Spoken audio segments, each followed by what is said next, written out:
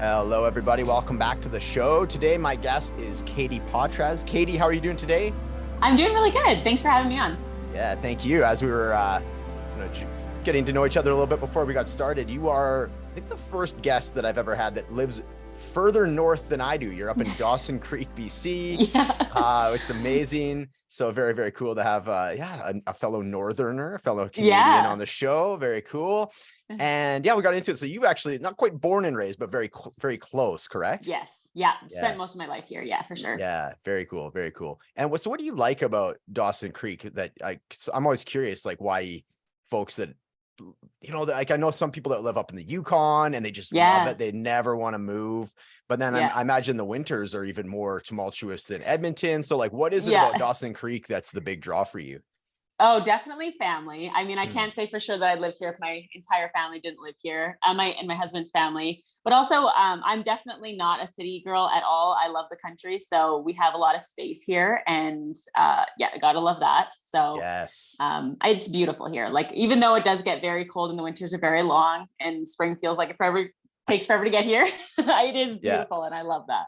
Oh, very cool. And I imagine the pricing, like the housing pricing has just been outrageous Yeah, everywhere. So I imagine yeah, it's it's kept fairly tame yeah. up in your neck of the woods, has it? Yeah, Or it's yeah, yeah, it's been okay. Yeah. it's been okay. I mean, I guess Yeah. everywhere. It was like something ridiculous, like 60% increase in BC alone over Oh like wow. the COVID times. So Wow. just Yeah, pretty crazy. So it we'll see is. how that goes. But yeah, well, enough about the regional Canada for all the rest of the listeners. Or what are you talking about? But I want to get into one of the reasons I wanted to have you on the show is you're into hypnotherapy, and you got like I'm just really loving this modality recently, and just looking at other different modalities like this as far as like in recovery and so forth. So, and I know when we were talking, there is some elements you've worked with people with addiction before, and just a lot of to do with like the root Yeah. behind the addiction a lot of times, like the root Yeah. trauma and such. So I really want to get into that, but you'll be able to describe your own business and what you got going on far better than I can. So the floor is yours. Just tell us all about what you have going on these days.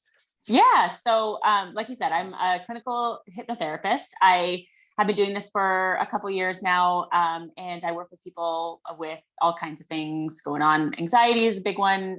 Self-worth is a big one. I also work with people with chronic pain and disease. I'm a pain reprocessing therapist as well. But really, like you said, it's all about just getting to the root of what you're struggling with. So, and really, that's the most important thing that I do with my clients is help them release the trapped emotion, the unprocessed emotion that's causing them to feel, like something's wrong. So, yeah, and I've done many other things kind of in the last few years, but like Reiki, EFT, NLP, all these kinds of things. But I keep coming back to hypnotherapy because I just find that it's really just the most powerful, efficient thing that I can do with people. And it just seems like I get the best results with that. So I just keep coming back to it.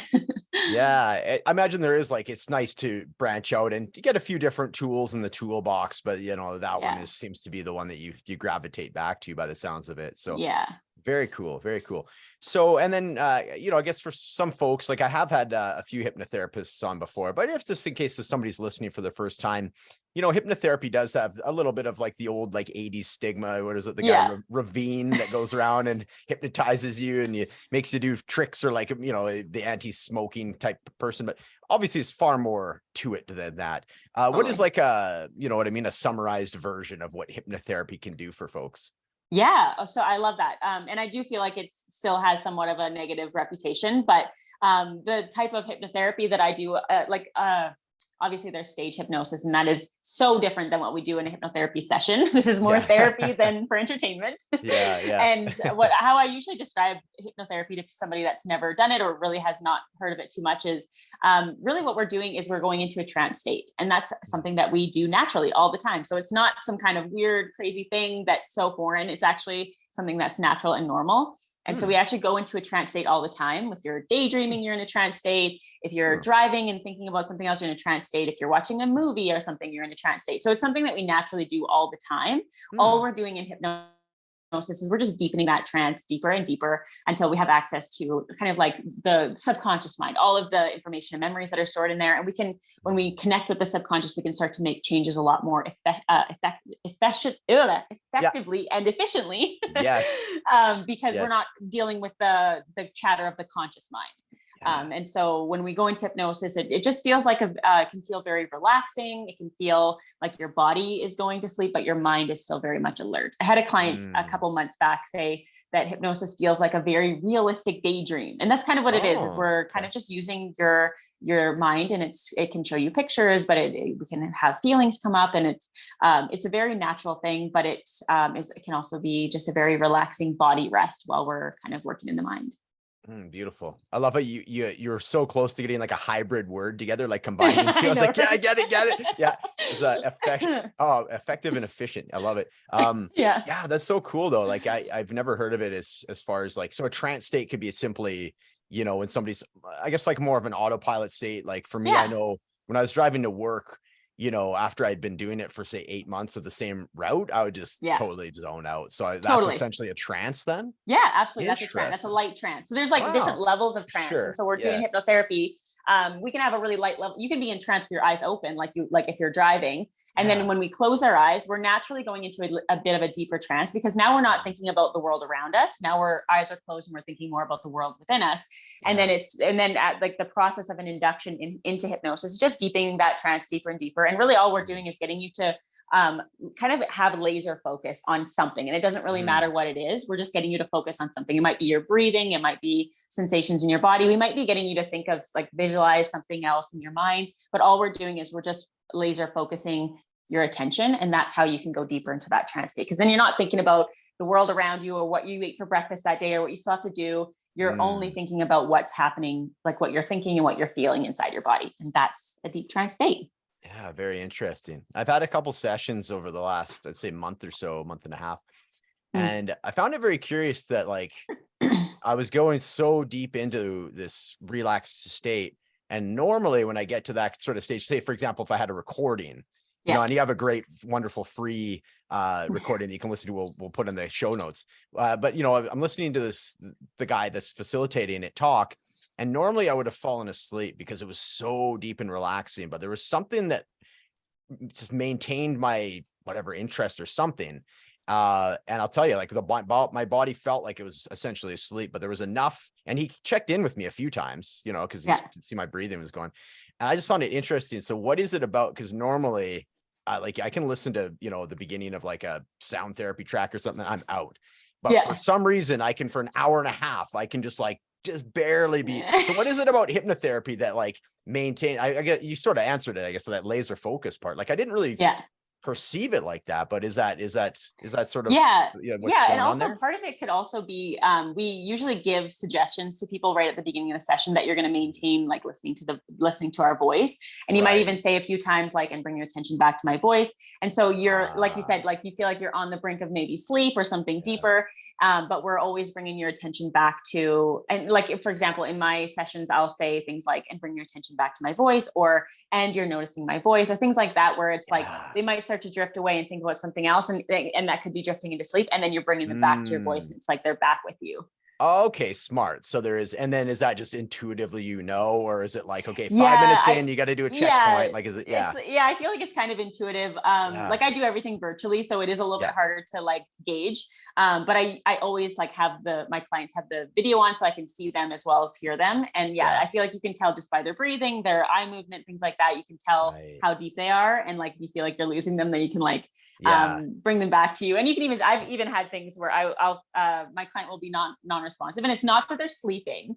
It's just that they're like so deep that sometimes when you're that deep, it's like you can't get your mouth to work. And so I'll say something like, I'm going to count from 1 up to 3. And when I get to 3, you're going to be able to respond. And so I'll say 1, 2, 3. And then I'll ask them the question again, and then they'll be able to respond. And they've heard and understood the whole process. It's just that they were so deep that they weren't able to get their mouth to work. And so then now they can talk. That's so interesting that they can be that suggestible that you can literally like count them out of it. And then it's like giving them permission or something, like something's going on there. Right. So very cool.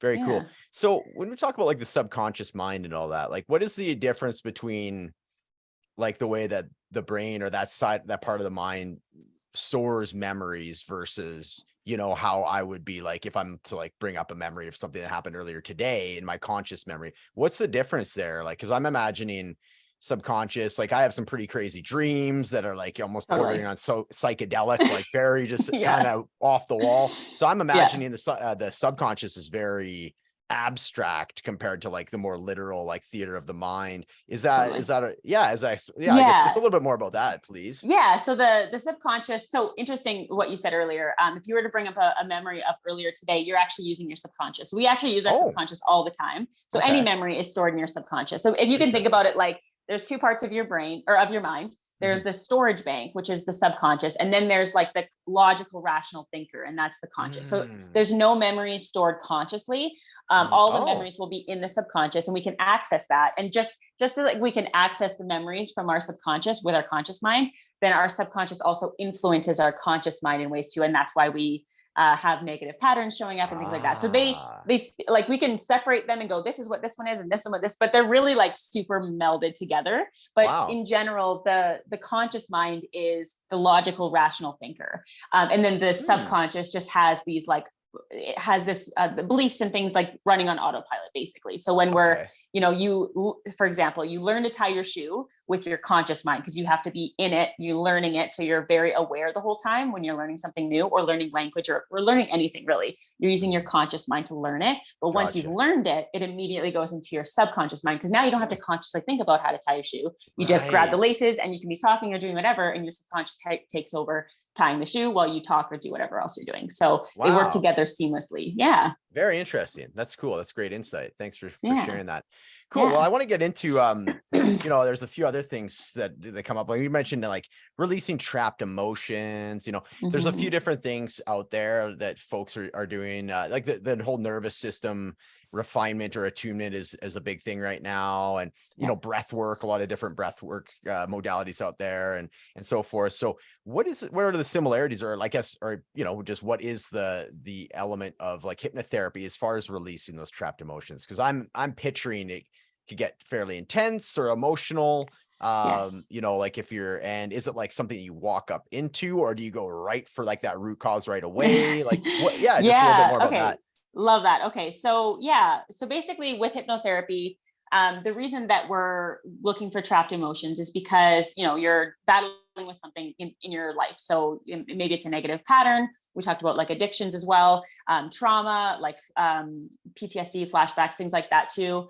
Or even just like low self-esteem, anxiety, all these types of things, they have a root cause. So like I like to tell my clients, it's like, we're not born with these things. So we're not born with anxiety. We're not born feeling less than. We're not born with all these things. It's something that we picked up along the way. And so one kind of school of thought is that we can just train ourselves to think differently and just move forward from here and not have to go back. And I'm not saying that that doesn't work, because I feel like it does work in some cases. But the way that I notice the biggest shift with people is if we go back to where this all started and basically release the emotion that's stored in that moment. So when we go through something that's, I'm going to put little bunny ears around traumatic, because I feel like when I say traumatic, sometimes we think like it has to be like a life-threatening thing or like abuse, neglect, like something big. There's big T trauma, which is exactly that. And then there's also little T trauma, which is things that might not seem traumatic to anyone except for the person that's actually going through it. Really, trauma is just something that is highly distressing.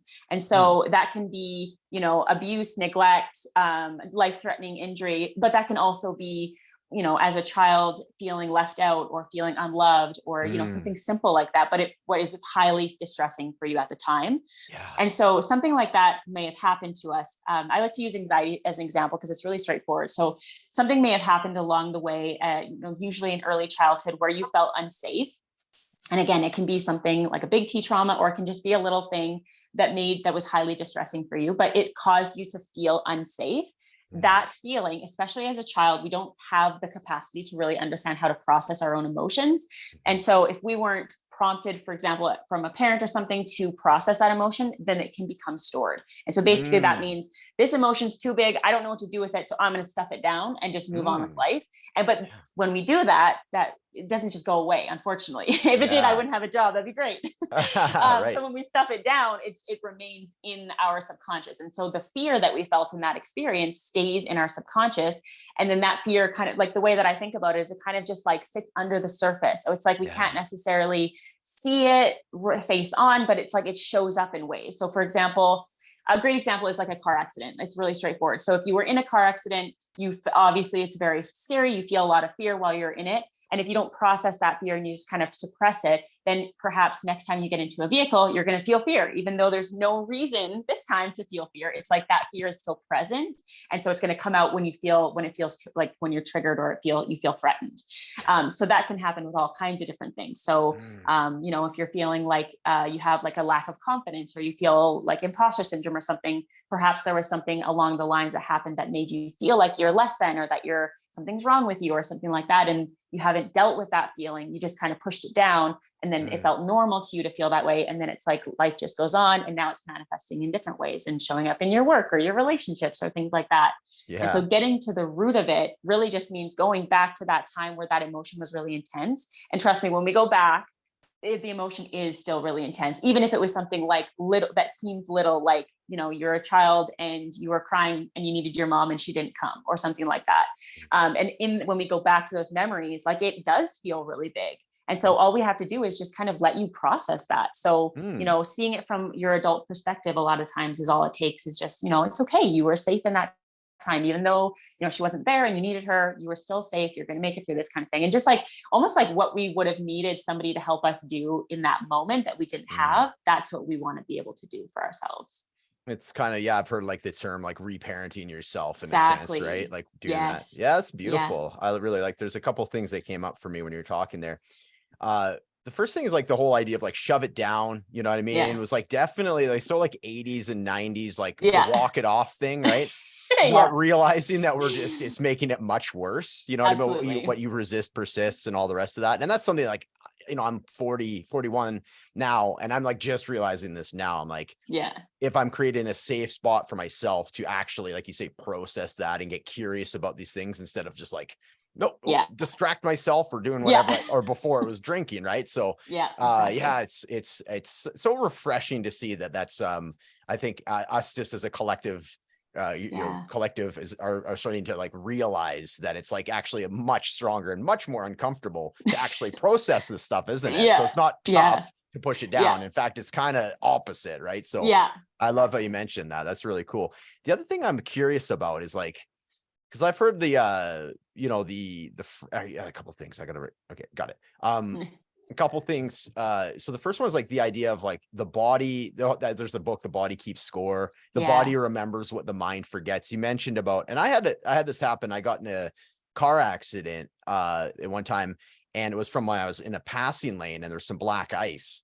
So I tell you, every time that I passed somebody at around that speed, 120 kilometers an hour, and I entered that lane, I had a body sensation that I was like, the wheel was starting to go like this. And it took me a good month and a half to work through it myself. But, is that sort of like, what is the relationship between like the subconscious mind and the energetic, and the body, energetic force in the body, as far as like that type of thing, where there's like some trauma, the body remembers what the mind forgets, or absolutely. That's the right. But it's just something like that. No. And that could easily, that sensation that you're describing could easily, in some other cases, be pain. Our body also learns pain as well. Just exactly like, how that feeling just automatically comes up when your body is like feeling triggered from that accident. It's like we can actually have pain that does the exact same thing. And so when we're going through that distressing experience, our body is like, our thoughts and our feelings are distressed, but that our body and mind are so connected. So whatever we are feeling emotionally, we're also feeling physically in our body. And so when we're distressed emotionally, our body also goes into a stress response. And then, so something so interesting, they actually, took some brain scans of people that had been in I think it was a car accident. I believe it was a car accident. And they took the brain scans of people that had been in a car accident. And then they took some scans of them like months down the road. And they found that the area of the brain that would light up when they had pain from their injuries would light up in a certain area of the brain. And then like, I think it was like 4 months later that when they would feel the pain, different parts of their brain would light up. And the parts of the brain that would light up were associated with memory. So it's like after a while, the body and the mind just remember the pain. And so, for example, you're going into the passing lane, and now it's not that you're in physical pain, it's that your body remembers that this causes physical pain, and then you feel pain because it's going into the memory now. That is fascinating. Holy. Yeah, that's really fascinating. That's like, it's a pretty good insight too, as far as. Oh, yeah. So there's safe to say there's some folks out there that are, because I've heard of this too before, where there's like, there's like a perceived physical pain, say in like a knee or something, they have minimal, and then magically after like a certain type of, whether it's hypnotherapy or something, they can walk because they're like, do you think maybe that's what it is? It's like the memory thinking their experience is pain, and you like help them process it. And they're like, wait a second, I'm fine. Like my knee is actually fine. Isn't that crazy? Yes, there's actually a term for it. It's called neuroplastic pain. Really? Neuroplastic pain is, so there's two types of pain. There's pain that's caused from an actual injury. So something in your body is physically wrong. And then there's neuroplastic pain, which basically means that that the pain signal got messed up and it's stuck on. So let me back up. We have like little receptors all over our body that like on our skin, all through our body, that tell us when something is like disrupted. And so, for example, you stub your toe, the receptors in your toe would send a signal to your brain, and then your brain would decide, is this sensation safe or dangerous? Okay, it feels dangerous. So I stub my toe, so it's dangerous. So now I'm going to feel pain. So that's the process of pain. We get the signal from the receptors, goes up to the brain. We decide if it's safe or dangerous. If we decide it's dangerous, we feel pain. So when we do something like, for example, you're going into the other lane, you're getting those receptors are signaling to the brain, and the brain is deciding this feels dangerous because in the past it's been dangerous. And so, like I said, that could easily be pain instead of that weird energy feeling that you had. It could easily be pain. There's so it's called neuroplastic pain. Just totally escaped me. And I've actually worked with people where they have pain. For example, back pain is really common. And the back pain comes on out of nowhere. Maybe the back pain can even come on through an accident or something like that. But for example, the accident happens, the injury heals, but the pain persists. It's neuroplastic pain. So it could have started as like physical pain, and then it turns into neuroplastic pain, like we talked about with the brain scans.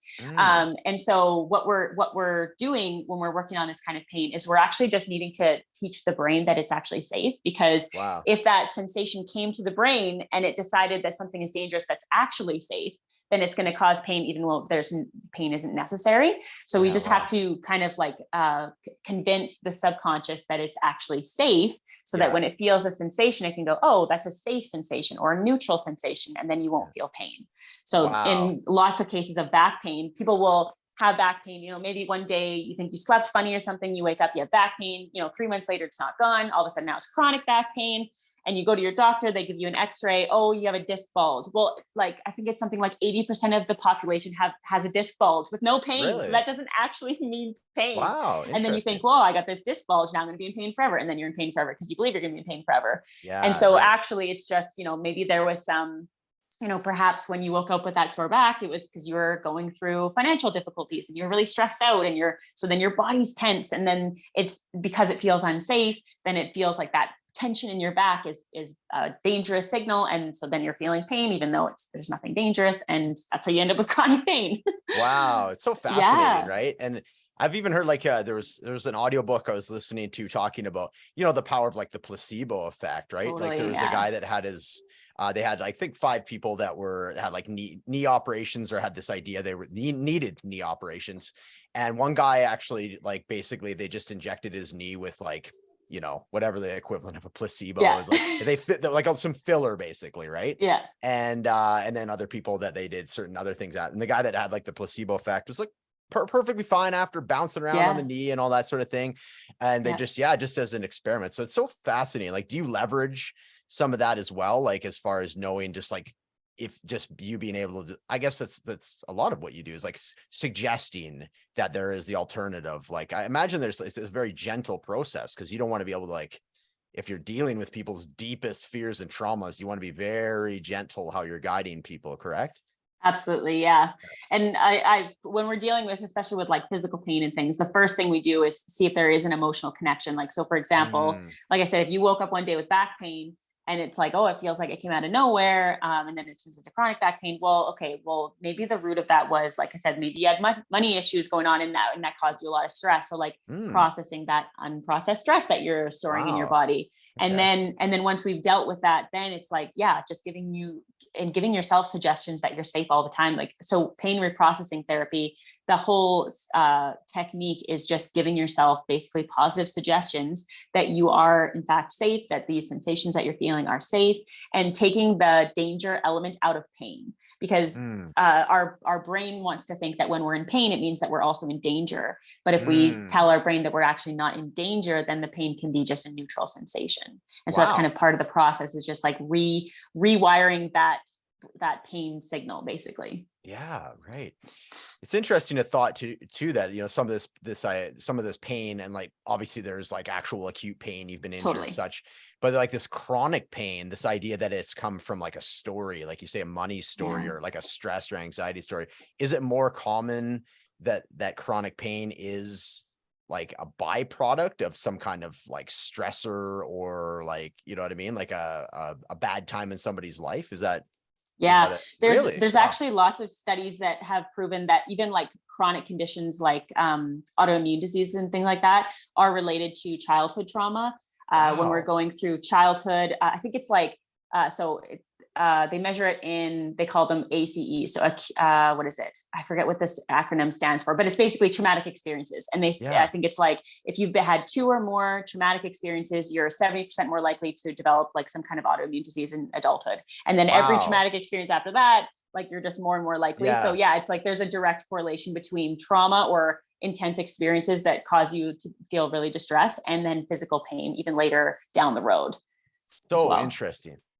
Stuff is so fascinating, right? Yeah. I even had I had a client that had a scoliosis, which is like when your back's curving. And so definitely not advertised as like a curable condition at all. And she's been in pain for, I think it was when we had met, she's quite young still, and she had been in pain for several years. She goes to chiropractor visits regularly just to kind of alleviate the pain temporarily.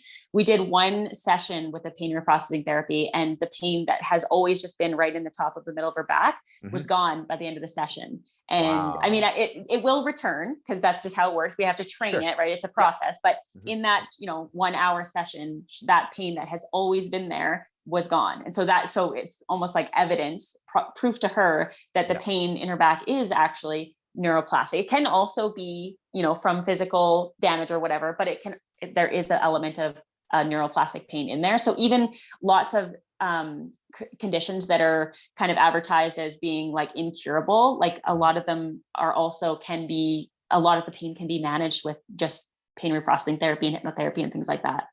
That's so fascinating. Yeah. So this is a great spot to ask you, like, why now that we're talking about it, I can see why you got into this, as far as like, it's just so fascinating to be able to help people. But I do want to get a little bit deeper than that.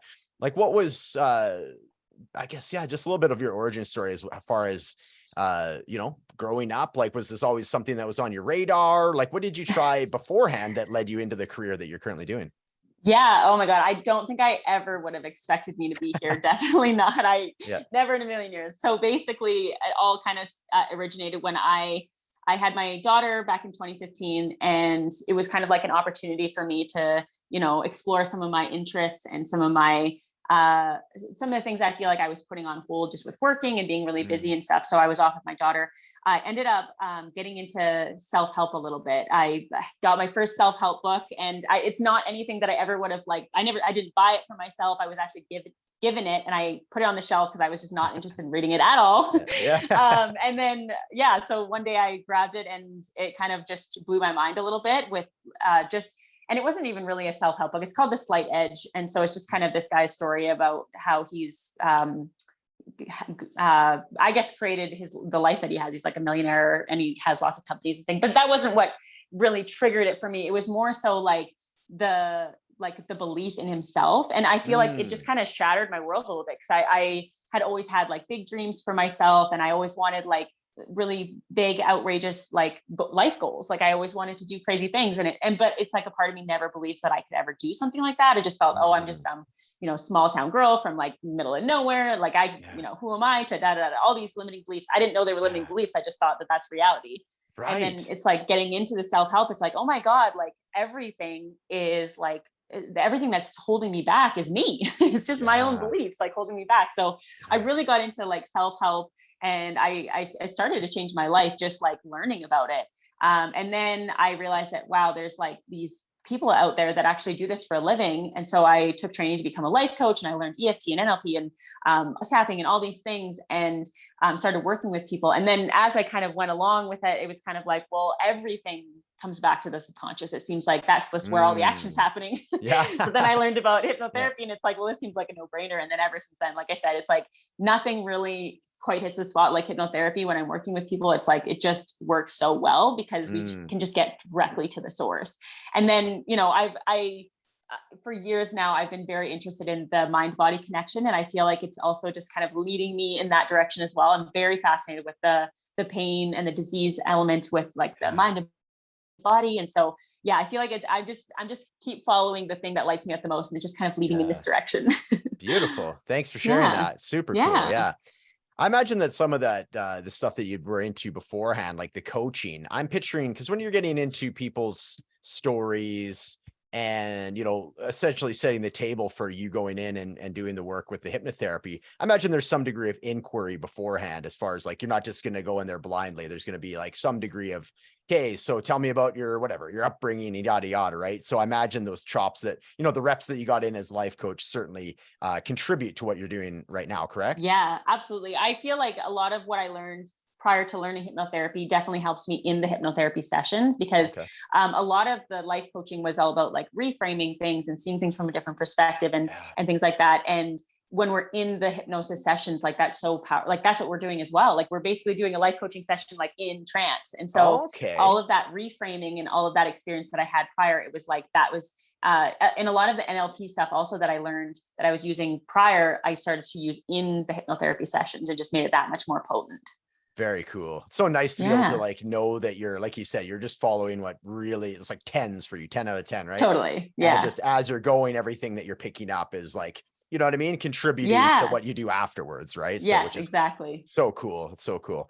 Okay, I want to go back to when you're talking about some of the like limiting beliefs. Like we've talked about some of the pain and like the body-mind connection and all that.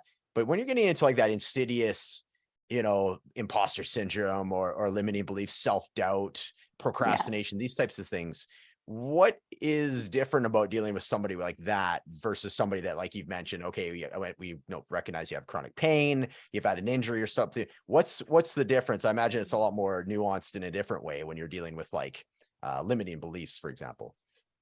Yeah, for sure. It's interesting to work with someone that, like you said, dealing with imposter syndrome or things like that. To like I said earlier, it's like we weren't born with this feeling less than. We weren't born feeling insecure. In fact, I feel like we come into this world feeling very good about ourselves, feeling like we deserve like attention. And if you've ever held a baby, it's like they're not like, oh, I'm sorry, am I bothering you? They're like, give me attention, give me love. It's a good point. Yeah. And so somewhere along the way we started to think, well, maybe I don't deserve this, or who am I to expect this, and things like that. And so really, when we're working with someone that's like lacks confidence or self-esteem, things like that, we're just getting to where was the point, like where along the way did you start to feel this way? Like where along the way did you start to believe that you're not good enough, or that you're less than others, and a lot of that brings us back to childhood. So when I go into a session with someone, I'm not going in bringing us back to childhood. I'm never like going looking in their childhood for anything. I just take them into hypnosis, and then I let their subconscious show us where we need to go. And I would say like 90% of the time that brings us back to childhood. Sure. Just because like in childhood, you're just like open. You're just like a sponge, and you're basically creating your model of the world and yourself. And so we basically take all this information in, and it's neutral information, but we take it in as a child and we create meaning. And we Right. decide, so my parents treat me this way, and that must mean that I'm, not a good person, or that I'm not worth their time, or, we make meaning out of all this neutral information. Or, Totally. we go to school and maybe we struggle, or maybe we do really well, and we take all this neutral information and we bring it in and we create meaning with it. And so someone that's struggling with their confidence or their self-esteem, they've taken neutral information in from their surroundings and from the people in their lives, and they've made it mean something about them and their worth and their value and what they can contribute. And so just going back to that and releasing that feeling, and really it's reframing the way that they see themselves a lot in those kinds of sessions too.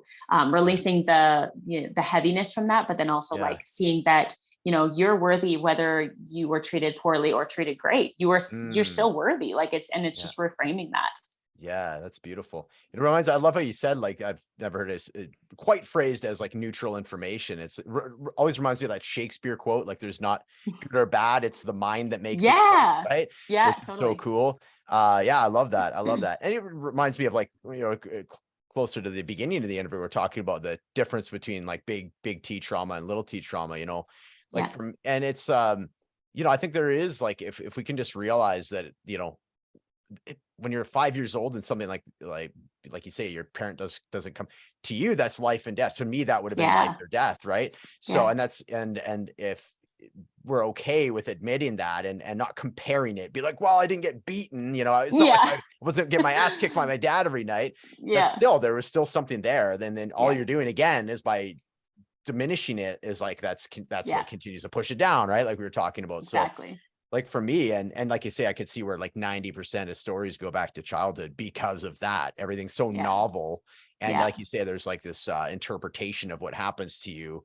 And depending on, what your state of mind is that day, or it's like, I've heard of it like trauma is like a perceived threat, right? In like the small T trauma. Like, so for me, like some of the stories that I've uncovered recently, it's like, when I was like bullied when I was like 8 years old by what I thought was the whole baseball team, was probably 2 guys picking on me. And now I have this like perceived threat of when I'm around 8 or 10 people, I get like red in the face, and I still have this like memory, and like I'm just linking it back. I'm like, what, that time in the baseball diamond when I got made fun of in the dugout, and I felt trapped in all that, and I would have rather died at that point, right? Because I was just the worst. It's like being rejected, physically rejected, like being pointed at and laughed and such, was like the worst feeling, right? And that's totally echoed into my adulthood. And here I am 41, and I'm like piecing it together now. So it's nice that you have these like cheat codes, if you will, the shortcuts, right, to get right to it. So really fascinating stuff that you're doing. Now, if somebody was to hear this and be like, I really want to work with Katie, like what is the I'm sure it's obviously different for different people, but what is sort of like a generalized, is it like 2 months you're working with people? Is it one session? Like what does that really look like? Yeah. So I really am all about the full transformation. I love to work with people until they can see like how far they've come. So I love working with people for more than one session. Hypnotherapy is very, very effective, but I mean, if you do anything for one session, like the chances that you're going to see a full transformation are slim. I mean, you can see huge progress in one session, but typically I like to work with people for 3 to 6 sessions. And usually in that time, we can see really, really great progress with like a lot of the clients I see, like I said, is anxiety, low self-esteem, pain, things like that. And in that period of time, we can see really great progress. So usually I see people every 2 weeks for sessions. So 6 sessions would be 3 months. And in 3 months, it's like we've gone through and really had enough time to dive really deeply into things and really unravel things fully. Because I feel like sometimes when we're thinking of something's really straightforward, like anxiety, obviously we'll go back to the root, we'll just reframe that, done. Sometimes there's more layers to it. So sometimes we can get back to the root, we can reframe that. But then there's still some part of you that's holding on to that, or that still feels afraid. And then we take another approach and we kind of unravel that part. I like to kind of think of it like an onion, and then we're just like peeling back, like Shrek, he's talking about the onions. So like we're peeling back the layers. And it's like, each time it's interesting too, because I'll have people that will come to me and they'll say, okay, this is my problem, but it's like, that's the outside of the onion. So it's like, this is the problem because it's the most, it's the thing that I'm noticing. And then we'll heal that and we'll peel that away. And they're like, yeah, no, that's not a problem anymore, but it's this thing now. Like, this is the problem. It's like the next layer. So we peel that back, and just like healing. And I feel like every time we peel back a layer, it's like we're kind of up leveling ourselves in a way. And then we're able to go to the next level from like a more evolved place, if that makes sense. Like, I feel like, things like trauma, things like that, it's not going to be like, you might not heal from trauma in 3 months, like, because that seems like it's something that it's just a process. But in 3 months, like, you might have healed enough of that you can see, your experiences from a different perspective. And, even though you're not like healed, per se, it's like you can, experience things differently. So I feel like it is just a process, but I like to work with people and see things through. So like I said, 3 to 6 sessions is between like 6 weeks and 12 weeks is kind of like where I love to work with people, because I feel like they can see after that period of time, like, wow, I've come so far. I don't even recognize the person I was 3 months ago, which is so cool. Absolutely. Yeah. So that's kind of the sweet spot for you then. Totally. Yeah. I imagine you have people that you've worked with for like intermittently for like a year or a couple of years, right? They like what they see, they kind of integrate it. They take, 4 to 6 months to integrate everything that because it's quite a transformational experience, as you mentioned. And then they like look you up a year after that and be like, let's do it again. Right. I imagine that happens too. Yeah. Which is really cool. Yeah, for sure. Have that ongoing journey with somebody like that. Right. So very cool. I want to give you an opportunity too. You have a book on the way, correct? Yes. I'm so excited about it. Yeah, it's amazing. Congrats. Yeah. So my book is, sorry, go ahead. No, I was going to cue you for go ahead. Yeah. The book is called The Uncaged Mind. And it's really just kind of walking you through how everything that we've been talking about, really, it's how the subconscious mind creates these illusions that we just believe. And, they turn into things like limiting beliefs, negative self-talk, anxiety, all these things. But it's really just our subconscious mind creating these illusions, especially from early childhood, going through these experiences, not knowing that that life can be any different. And it's just kind of everything that I've learned with working with people on their subconscious beliefs, and kind of walking you through what it actually looks like to heal from those, and what a hypnotherapy session looks like. That's kind of my favorite part of the book. Is with permission from my clients, I've actually been able to kind of detail what a hypnotherapy session looks like, and how we actually heal from these things. Cool. So that's really, really cool. And I also share a lot of like what I've gone through, and how these illusions have kind of limited me and held me back, and how I've been able to work through this as well. So it's really like taking you through the whole transformation of like seeing these patterns and these the subconscious programming for what it is, healing it, and then the growth that comes on the other side of that. Because that's a whole nother thing that nobody talks about, is like you look like a different person when you've healed from like lifelong things, and it's like you see yourself differently, life feels different. So yeah, and I think a lot of the listeners will be able to relate to that. It's like the whole like sober identity, right? Oh, yeah. It's like I'm a completely different person. Obviously, as most people are that are listening to this, which is so that resonates for sure. And is that book going to be? Is that like available on Amazon? Like easy enough to find out? Okay, cool. Yeah, you betcha. Beautiful. And we'll make sure I'll get the title and everything off you, because we're recording this a little bit before June 2nd. So I'll make sure that's in the show notes for everybody as well. Awesome. Congratulations, published author. Very cool stuff. It's amazing. And if anybody wants to reach out to you, what is the easiest way to, like, are you on Instagram a fair bit? What's the easiest way to get a hold of you? Yeah, so you can find me on Instagram. I'm there usually all the time. So my handle is just @KatiePOTRATZ, or you can visit my website, just KatiePOTRATZ.com. I have all of my information there. You can reach out to me there as well. Brilliant. And final question for you. You mentioned we've toyed around with patterns. I went a little bit into some of my patterns and things that I'm working through. What would be like one of your patterns that you've noticed about yourself that you're working through these days? Oh yeah, these days. Well, we talked about before the show, we talked about this kind of people pleasing pattern. I feel like that was kind of at the beginning of my journey that I was kind of working through that. But honestly, lately, if I'm being totally honest with you, I've definitely noticed a pattern of seeking validation.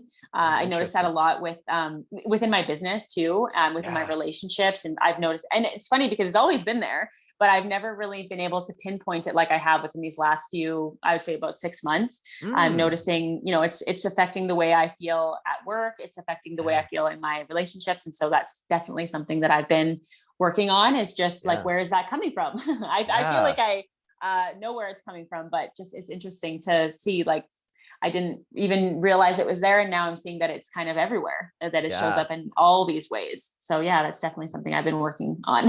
So interesting. Thank you for sharing that. Being so honest with it. And I think there's something to be said for when somebody is like, whether they're a coach, hypnotherapist, whatever they may be, that they're still doing the work too. It's so important to show Absolutely. that, right? It isn't like, Yeah. it's like I'm up here, you're down here, like you're Yeah, still in the work every day as well, correct? absolutely. Yeah. Right on. Yeah. Katie, thank you so much for joining us today. Yeah. Thank you so much for having me.